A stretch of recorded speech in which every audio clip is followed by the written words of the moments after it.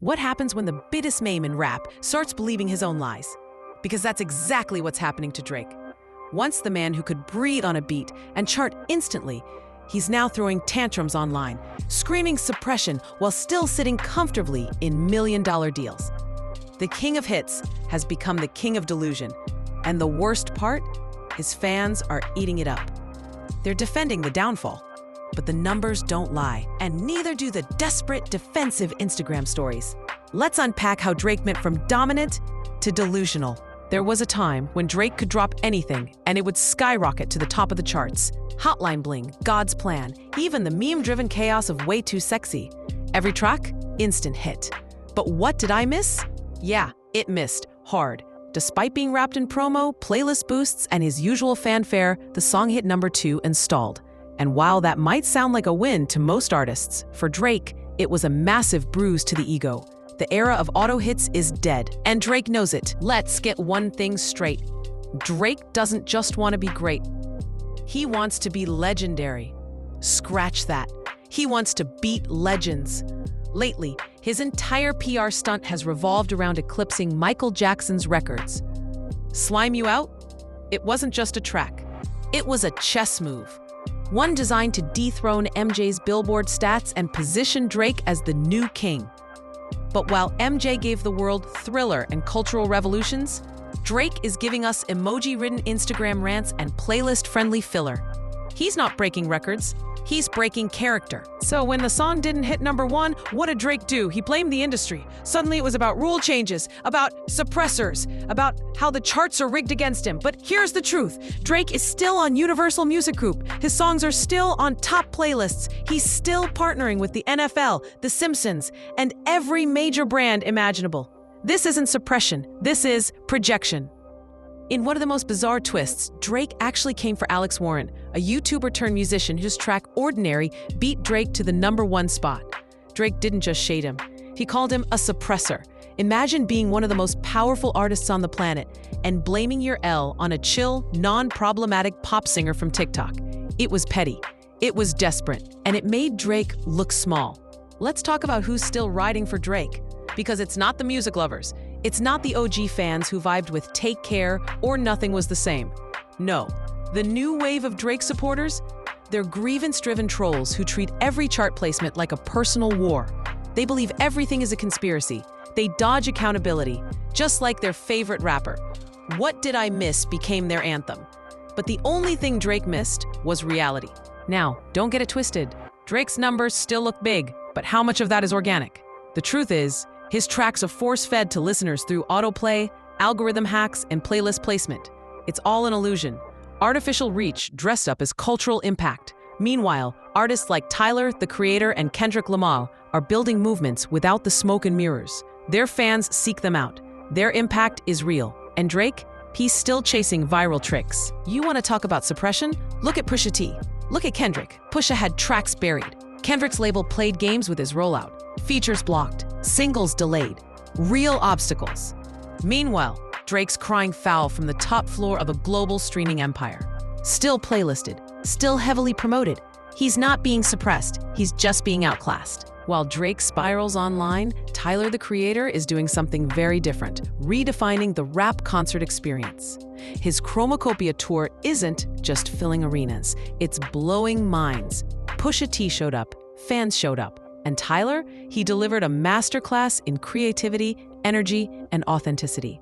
He even threw in wild mashups and rare verses just for the diehards. It was hip-hop in its purest form. And Drake, he's watching from Instagram, throwing shade.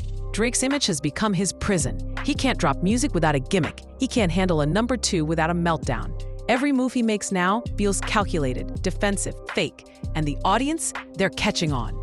The more he leans into conspiracies and bitterness, the more disconnected he becomes. The man who once shaped the sound of a generation is now chasing clout in comment sections. He's not leading, he's following.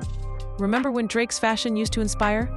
From OVO sweats to custom Nike drops, he was setting trends with every mirror selfie. But lately, it's starting to feel forced. The For All the Dogs merch? Mid. That weird leather dog mask? A meme before it left his house. His once effortless aesthetic has been replaced by performative drip. Oversized jackets, awkward runway poses, and outfits that look like AI tried to clone A$AP Rocky. It's not style anymore. It's cosplay, and fans are noticing. The culture that once looked to Drake for cool now scrolls past him to see what Bloody Osiris or Pharrell are cooking up. He's not ahead of the wave, he's reacting to it. And just like his music lately, the fits feel more like brand obligations than personal expression. Drip fatigue is real, and Drake's drowning in it. Here's the truth nobody wants to say out loud. Drake looks lonely. Not physically. He's surrounded by people 24/7, but artistically, he's on an island. Look at his peers. Kendrick has PG Lang, Tyler has Golf Wang, Pusha has God Roots and New Alliances. They're collaborating, evolving, building something bigger than themselves. Drake, he's stuck in a self-contained echo chamber, where every yes man tells him he's still at the top. Even when the numbers, the sound, and the cultural shifts say otherwise. He hasn't mentored new talent. He hasn't passed the torch. He hasn't built a lasting crew that reflects vision. Instead, he hops on trends late, burns bridges with peers, and lashes out when he's not being crowned. And it's catching up to him, because hip-hop has never been a solo sport. It's community, competition, culture. And right now, Drake's playing keep away with a ball no one's chasing anymore. Here's the wild part. Despite everything, the meltdowns, the misses, the mid, Drake is still everywhere. He's still pulling in streams, still trending, still making headlines for something even if it's not the music. So it begs the question, is Drake too big to fail? Maybe. But maybe that's the real problem, because when an artist gets so big that they're no longer challenged, no longer edited, no longer told no, you don't get growth. You get stagnation, you get delusion. You get a man posting AI memes at 3 a.m. while convincing himself he's fighting a global conspiracy.